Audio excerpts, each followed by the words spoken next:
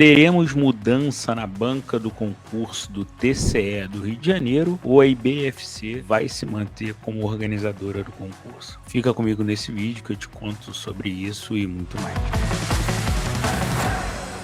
E esse concurso do TCE do Rio de Janeiro era muito aguardado, todos vocês sabem, ele foi autorizado ali em 2023, só que a gente já passou da metade do ano de 2025 e nada de edital. Como a gente diria lá na Marinha, né? É um rolo de japona danado. Bom, e na sexta-feira, na última sexta-feira, a gente teve um relatório, o primeiro relatório da comissão do concurso, que trouxe muitas informações ali relevantes. Eu vou abordar diversas aqui com vocês, mas a principal acho que é falando sobre a banca organizadora. Então a minha ideia é pensar com vocês aqui todos os principais pontos eu vou trazer sobre esse relatório e a gente conseguir chegar a algumas conclusões factíveis, não só em relação à banca, mas também em relação a possíveis datas da publicação desse edital, né, que já está demorando bastante. Vamos começar pela tradicional linha do tempo aqui que eu fiz, tá? Então, esse concurso ele foi autorizado lá pelo CSA, Conselho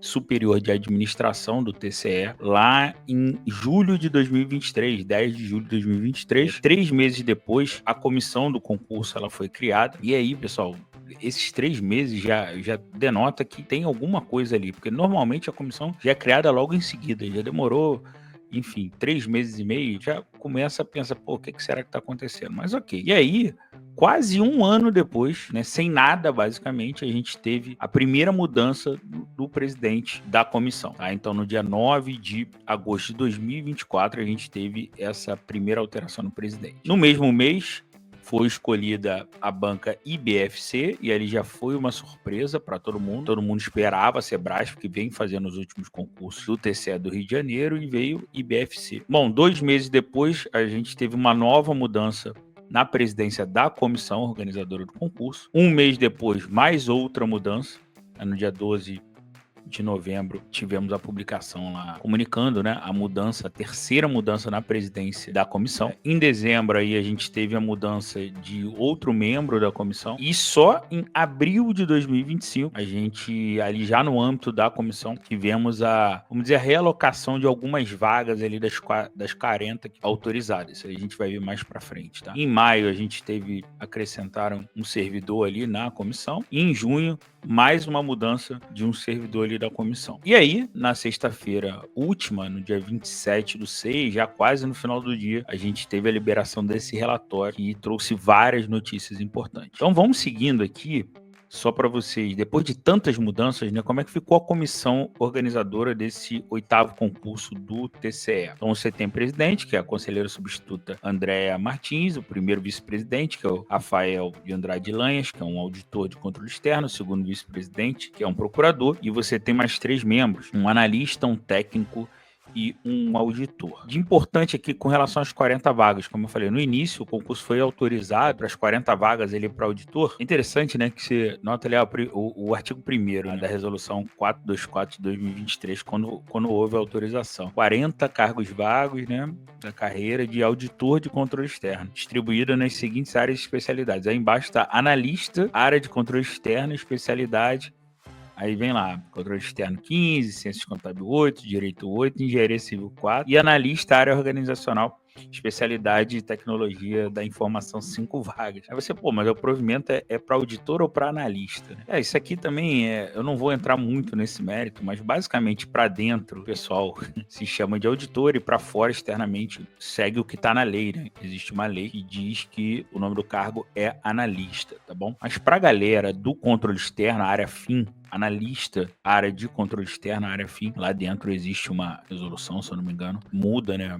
Fala que o nome do cargo seria auditor, tá? Mas essa galera, todo mundo, o mais importante é que todo mundo recebe a mesma remuneração, tá legal? Bom, mas aí, então a gente teve uma mudança em 12 de março de 2025, ou seja, quase 2 anos depois, a gente mudou as 40 vagas, não as 40, né? Aquelas 35 ali da área de controle externo, mudou entre as especialidades. Então, o controle externo que a gente tinha 15, agora vai ter 7, ciências contábeis tinha 8, vai para 10, direito tinha 8, foi para 10, engenharia civil manteve as 4 e acrescentou 2 de TI e 2 de ciências atuariais que antes não eram previstas. Na própria resolução que autoriza, já institui, que tem a instituição ali da comissão e fala as atribuições, né? A elaboração do regulamento do concurso é a primeira das atribuições. Somente em março, né, no dia 12 de março de 2025, ou seja, de novo, mais de um ano, quase 2 anos depois, a gente teve ali, primeiro, essa mudança, né, nas especialidades, mas na verdade o anteprojeto do regulamento só foi aprovado ali 2 de abril, né? Então a gente está falando de 3 meses atrás aí, quase 2 anos depois da autorização, a gente teve a aprovação do regulamento do concurso,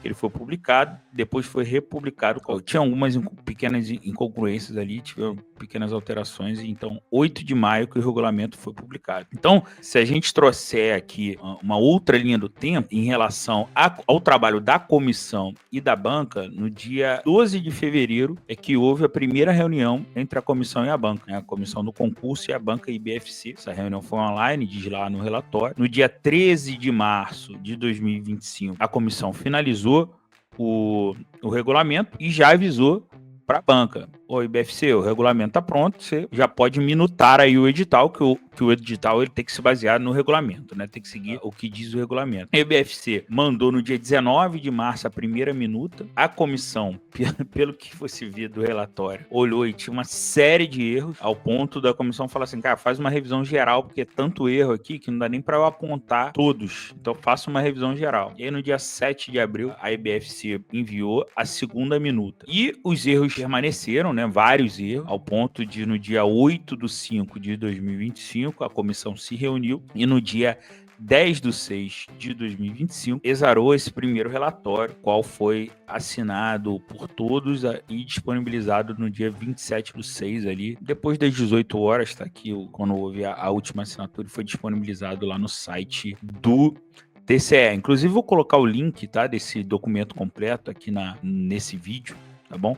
Então lá vai estar lá na legenda desse vídeo aí, o link para vocês acessarem o documento completo para quem ainda não viu. Mas de novo, vou trazer todos os principais pontos. Esse relatório ele é dividido basicamente em 4 pontos. O primeiro, falar da comissão, então fala tudo isso que aconteceu, muda para cá, muda para lá, enfim, parecia que nenhum presidente iria segurar essa batata quente, né? Segundo, fala do regulamento do concurso e da proposta de redistribuição de vagas, como eu citei aqui. Aí o terceiro, ele vem falando basicamente de todos os problemas que foram encontrados nesse trato com a banca. E no quarto, é feito uma conclusão. A partir desse relatório, a gente já consegue tirar várias conclusões, que eu vou trazer aqui para vocês, todas elas, e isso vai ser importante para quem está se preparando para esse concurso. Então, a primeira conclusão que você tira é sobre o tipo de questões. Em reunião com a banca, a comissão já falou que queria um nível de dificuldade elevado para essas provas, priorizando questões que exigem dos candidatos maior raciocínio, como, por exemplo, a resolução de casos concretos e o conhecimento da jurisprudência, em detrimento da mera memorização de dispositivos legais. Então já saibam que vai cair bastante questões nesse sentido, não só difíceis, mas casos concretos e também questões focadas em jurisprudência. Distribuição da disciplina. Se você pegar o último edital para esse cargo de auditor de controle externo foi em 2020, vai haver alteração na distribuição de disciplinas. Cláusula de barreira, que é algo que está até muito em voga em discussão. Eu estou para fazer um vídeo da Cefaz do Rio de Janeiro. Lá também tem um item falando, o compromisso da comissão debater internamente a aplicabilidade da denominada cláusula de barreira, tendo em vista as divergências jurisprudenciais em relação à sua legalidade. Só lembrando, pessoal, que aqui no estado do Rio de Janeiro a gente tem uma lei, tá, em vigor, que proíbe a cláusula de barreira. A lei 9.650 de 2022. Então diz aqui, né, artigo 1º, os candidatos que não tenham sido classificados dentro do quantitativo de vagas disponibilizadas no certame não podem ser considerados eliminados. Vão ficar no cadastro de reserva, independentemente do que o edital fale. E interessante que aqui teria um debate, tudo bem, mas o TCL está vinculado ao Poder Legislativo. Isso aqui é uma lei, e aí, se aplica ao Poder Legislativo ou só ao Executivo? Enfim, é uma lei de autoria de 2 deputados e não diz nada se é para o Executivo, se é para o Legislativo. Então, a princípio, essa lei goza de presunção, né, de legalidade, enfim. Então, ao que parece, né, ao que tudo indica, é válido para esse concurso também do TCE. Então não cabe aqui uma cláusula de barreira. Então tem lá, vamos dizer, 40 vagas. Não cabe o edital chegar e falar assim, se você ficar em 41 em diante, você está eliminado. Então, só essas 40 vagas. Ou trazer 40 mais 40 de cada reserva e falar, do 81 em diante está eliminado. Como foi no meu concurso, inclusive, no ISS Rio de 2010, a gente teve esse problema. Então 81 em diante foi eliminado. Então era uma cláusula de barreira que existia no meu concurso e que aqui no estado, em tese, você não pode ter. Seria ilegal, iria contra essa lei. Teremos prova no sábado, diz o relatório. O compromisso de definição futura quanto à quantidade de dias para a realização das provas objetiva e discursiva, ou seja, seriam realizadas em dias diferentes ou no mesmo dia, levando-se em conta as restrições dos sabatistas. No último concurso, pessoal, de 2020, tivemos provas no sábado e no domingo. Eu trouxe aqui, ó, dia 25 e 26 de abril. O que me parece que a presidente da comissão, ela não quer colocar, né, o que fica claro aqui, que a comissão, ela não quer colocar prova no sábado. Então, me parece, ou vai ser prova de manhã e à tarde no domingo, ou seriam em 2 domingos diferentes, tá? Mas no sábado, me parece aqui que existe essa preocupação por parte da comissão e não devemos ter prova no sábado, muito embora no estado do Rio de Janeiro seja possível. Inclusive, o concurso da Cefaz do Rio de Janeiro, que rolou esse ano, tivemos prova sábado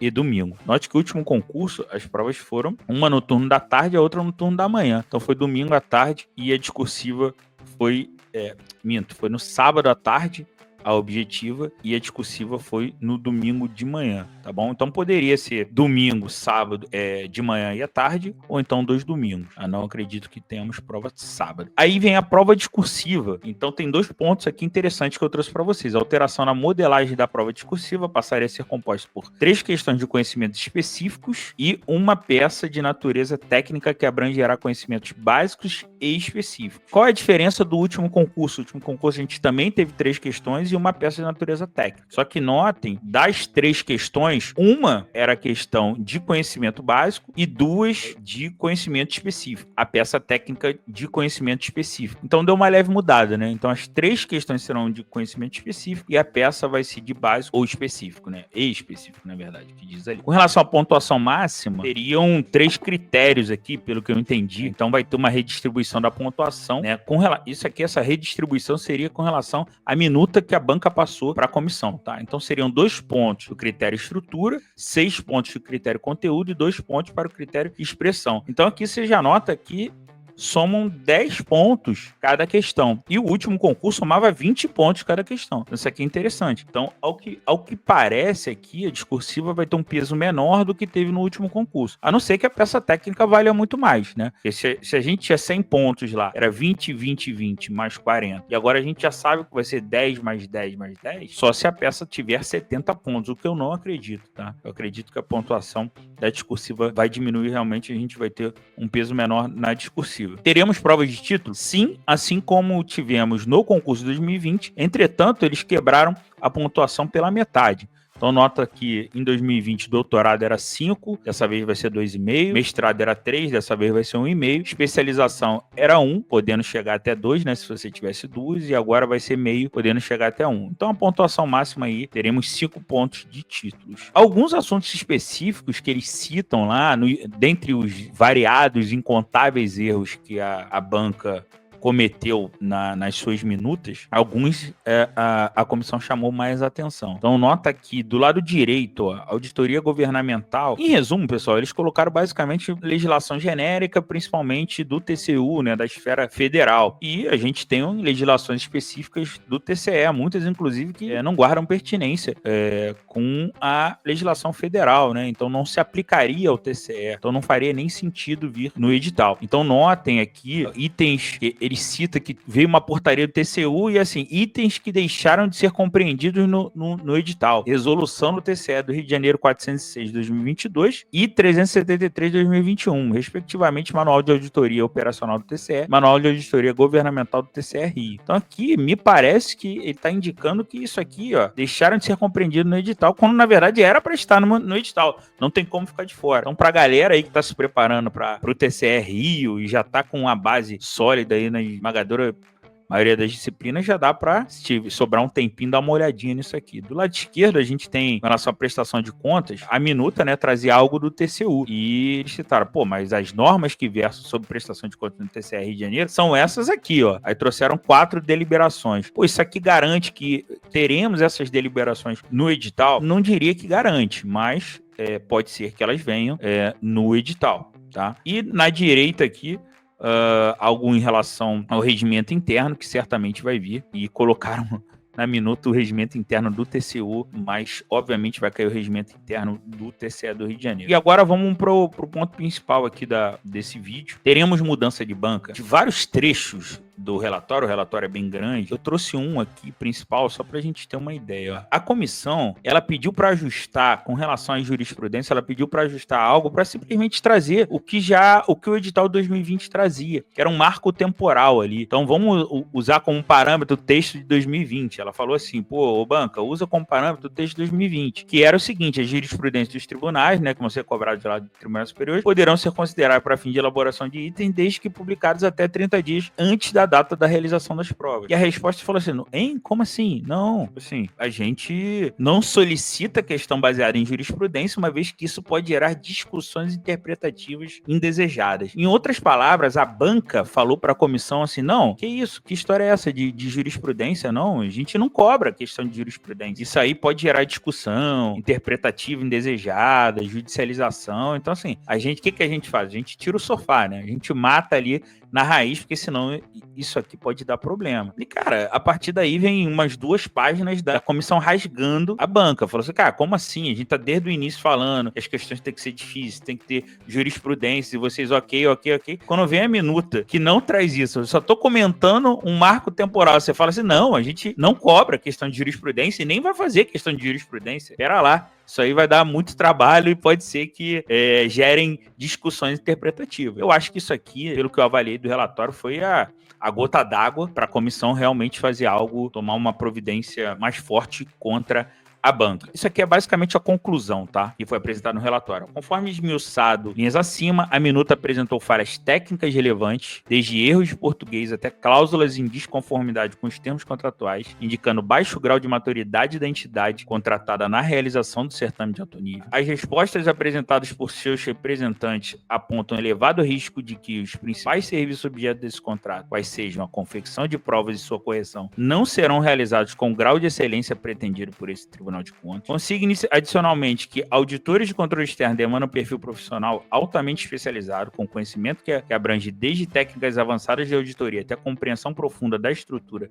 e funcionamento da administração pública. A elaboração de edital para este cargo exige domínio técnico que transcende o conhecimento genérico sobre concursos públicos. Então, a gente está falando aqui claramente que a IBFC ela tem um conhecimento genérico sobre concurso, né? Tanto é que saiu colocando legislação federal, deliberações do TCU, regimento do TCU, enfim, foi genericão, né? Neste contexto, é que as fragilidades identificadas na minuta de edital encaminhada pela IBFC, primeiro ato efetivamente entregue em cumprimento ao disposto do contrato 61 de 2024, causam grande preocupação a esta comissão quanto à realização de um concurso público bem-sucedido em seus propósitos. Ainda dá umas pitadinhas aqui, já joga algo, um spoiler, eu diria, né? Cabe ressaltar que essa Corte de Contas vem realizando processos seletivos com regularidade desde o ano de 2012, passando pelos concursos de 2020, 2021 e 2022, apresentando resultados cada vez mais exitosos na escolha de seus novos servidores. Galera, quem fez os concursos de 2020, 2021 e 22? Aqui do lado, foi a Sebrasp.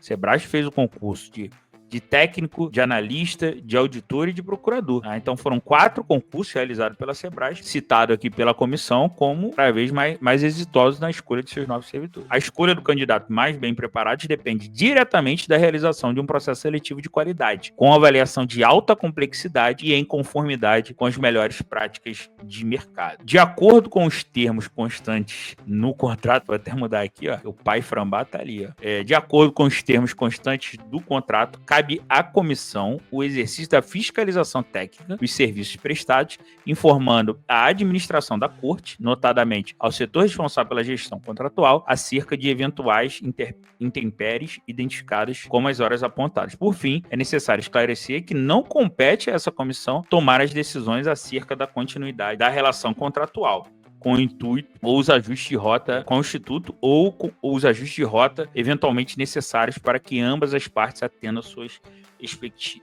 expectativas e tornem tal relação profícua. Cara, na minha experiência de serviço público, eu já sou auditor fiscal aqui desde 2000 2011, sinceramente, olhando esse relatório, não se escreve isso, não se coloca no papel e não se divulga isso se a decisão não está tomada. Se a decisão não tivesse sido tomada, isso aqui estaria, como a gente fala, intramuros. Pessoal conversando, pô, galera, e aí, dá para resolver, não dá? Quando você bota tudo isso no papel, espinafrando a banca e ainda aqui tá tirando da reta, né? Isso aqui eu lembrei até do meu pedreiro, quando ele falava assim, ó, compra essa massa aqui. E, meu irmão, não importa se seja mais cara, aí de você se você não comprar. Se você compra mais barato, qualquer problema, ele vai falar que a culpa é sua, porque você não comprou a massa. Nunca que ele vai estar errado mais. Se você não comprar aquele tipo de massa, meu amigo, compra a massa Eliane aqui para botar no piso. Meu amigo, se você não comprar qualquer outra e o piso estiver torto ou qualquer coisa e tal, ficar oco, ele vai falar assim, não comprou Eliane. Então, o que a comissão ela tá falando é o seguinte, ó, eu não tomo a decisão, né? É o pedreiro falando, ó, quem compra é você. É a comissão falando assim, eu não tomo a decisão, mas eu tô aqui para falar, ó, tá horrível isso aqui. Tô listando aqui isso, 1 zilhão de problemas.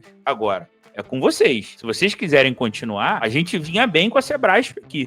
Fizemos vários concursos super bem com a Sebrasp. Aí agora, vocês inventaram IBFC. Pô, a gente já viu aqui pela minuta, tudo horrível. A gente pede pra consertar. Nego não sabe se jurisprudência é de comida de passar no cabelo. Beleza, a gente não vai decidir, mas tá aqui. Então assim, tirando a responsabilidade ali, agora é com vocês. Se vocês quiserem manter a IBFC, é com vocês mesmo, entendeu? Então não culpe depois a comissão que a gente não fiscalizou. Então, galera, de novo, se colocou isso no papel, mas é quase impossível, eu diria, 99,9% de chance de mudarem a banca. E, cara, com quase toda certeza vai ser a Sebrasp, porque esse relatório já dá esse caminho, né? Senão, de novo, não teriam colocado nesse papel. Então, esse seria meu chute aí, o chute do Pai Frambá ali. Só para finalizar, quando sai o edital do concurso, né? Aí é um bônus, é um chute bônus para vocês. Vamos olhar o último concurso 2020, a gente teve autorização, né, para 40 vagas também, foi em março de 2019. E notem que a comissão ela já foi formada em março de 2019, no mesmo dia, né? O Conselho Superior de Administração, na mesma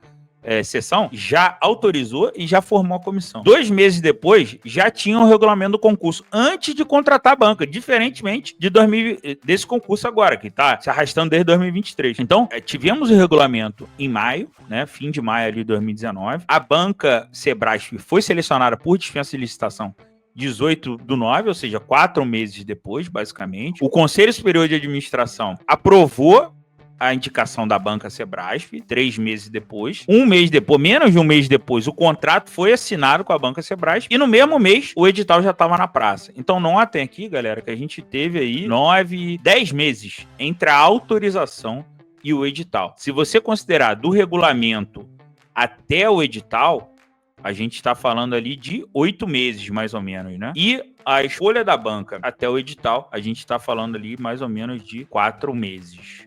Tá? Se a gente trouxer aqui para o nosso caso atualmente, vamos admitir por absurdo, a IBFC vai se manter como banca desse concurso. O que teria que acontecer para esse edital sair? Primeiro, um alinhamento aí entre o TCE e a banca, né? Para melhorar todos os erros ali que foram listados. O que eu acho difícil, beleza. Mas conseguindo melhorar todos esses erros, o que precisa é basicamente publicar o edital, porque já tá, os trâmites ali já foram todos cumpridos. E aí a gente vai ter a aplicação das provas objetiva e discursiva. Como se eu pegar aquele prazo da escolha da banca até a publicação do edital anterior, que a gente tá vendo aqui, que foi de 127 dias, se eu jogar para esse nosso caso aqui, já passou essa data. Então a única data que eu consigo pegar pra gente simular é em relação do regulamento até o edital. Então, se a gente pega de quando que saiu o regulamento, foi março de 2025, ele foi feito, né? Ele foi republicado agora em maio, mas vamos considerar março. Se eu jogar esses 8 meses aí, a gente está falando de um edital lá em novembro de 2025. Mas vamos para o cenário que é mais factível de ocorrer, o mais provável, que a banca caia, né? Então, primeira coisa que vai ter que ter uma rescisão do contrato, vai ter que ter a escolha da nova banca por dispensa também. Provavelmente vai ser a Sebrasp, então quem escolhe ali vai ser a comissão.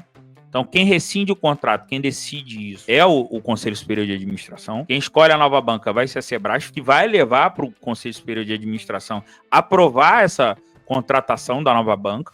Tá? Aí vai ter a assinatura do contrato com a nova banca, depois um alinhamento ali entre o TCE e a banca. Se a gente puxar aqui o de 2010, vocês notem aqui, ó, o tempo que demorou entre a escolha da banca e ali o pessoal já começa a conversar até a prova foram 4 meses. E aí sim, depois disso vai ter a publicação do edital e a aplicação das provas objetiva e discursiva. Pô, Eduardo, então tô vendo aqui que mesmo que essa decisão já esteja tomada, vai precisar do Conselho Superior de Administração aprovar isso tudo. Não só rescindir, como também aprovar a contratação de uma nova banca. Eu peguei aqui como é que funcionam as reuniões do Conselho Superior de Administração. Se vocês olharem aqui na esquerda, as sessões ordinárias, só tem basicamente 4 ao longo do ano. Se considerar que uma é de abertura e a outra é de encerramento, tem 4 ao longo do ano inteiro. Mas na prática, a maioria é sessão extraordinária. Então, se vocês notarem, praticamente toda quarta-feira você teve sessão extraordinária do Conselho Superior de Administração. As que não tiveram ali, que se estão olhando ali dias 14, cara, ou era feriado, né? Então ali, por exemplo, no 2 ali foi carnaval, aí depois foi São Jorge,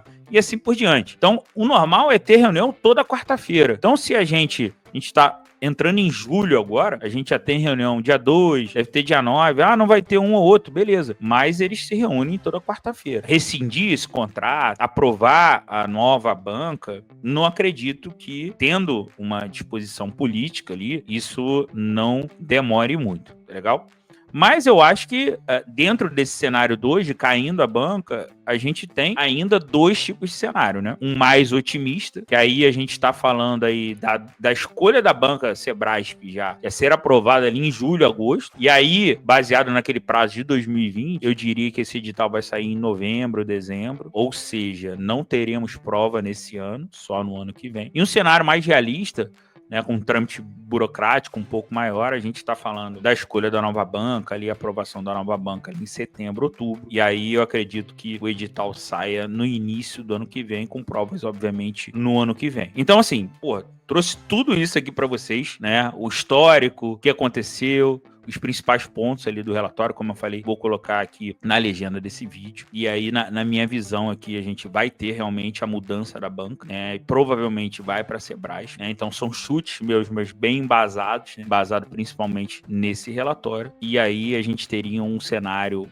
dentro desse cenário 2, um cenário mais otimista, um cenário mais realista. Mas e você? Você acredita que vai haver a mudança dessa banca? Esse concurso tá complicado, né? Acha que vai mudar a banca? Coloca aí nos comentários. E quando que você acha que vai sair esse edital? Coloca aí nos comentários também, aí embaixo, que eu vou ler e comentar todos eles. Beleza, galera? Sigam firmes, tá? Sigam firmes, que pra quem ficou até agora não dá pra esmorecer, não. Que uma hora esse concurso sai. Inclusive, esse é pra aqueles concursos, quando sai a autorização, fala, dá tempo de começar, tá vendo aí? Se você tivesse começado lá em 2023, quando esse concurso foi autorizado, hoje em dia você já tava com uma base muito boa, e certamente quando saiu o edital, uma base melhor ainda. Inclusive, dá pra começar hoje, né? Se você for me perguntar nesse vídeo aí, se dá pra começar hoje, com certeza, dá pra começar hoje, esse edital saindo no ano que vem. Talvez você consiga até brigar nesse concurso. Beleza, galera? Então é isso. Sigam firmes aí e sua hora também vai chegar. Tchau, tchau.